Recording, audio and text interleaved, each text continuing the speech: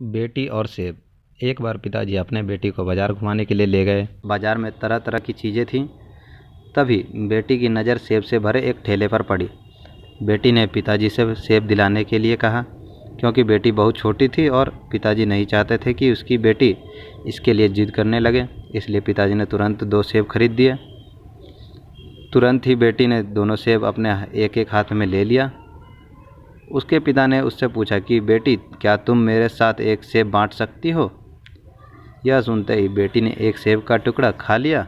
इससे पहले कि पिता कुछ और बोलता, बेटी ने दूसरे सेब का टुकड़ा भी खा लिया। यह देखकर उसके पिता को बहुत दुख हुआ। वह मन ही मन सोचने लगा कि उसने अपनी बेटी को कैसे संस्कार दिए हैं। शायद कुछ गलत संस्कार की वजह से उसकी बेटी के अंदर लालच की भावना पैदा हो गई है।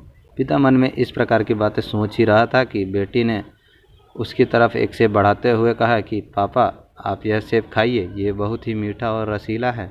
इस पर पिता को कुछ कहते नहीं बना। उसे बहुत ही बुरा महसूस हो रहा था कि उसने बिना कुछ सोचे समझे अपनी बेटी के बारे में गलत राय कैसे बना ली।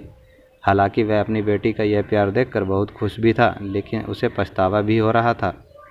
सीख: बिना किसी चीज़ों को सोचे समझे जल्दबाजी में कभी भी किसी नतीजे पर नहीं पहुंचना चाहिए।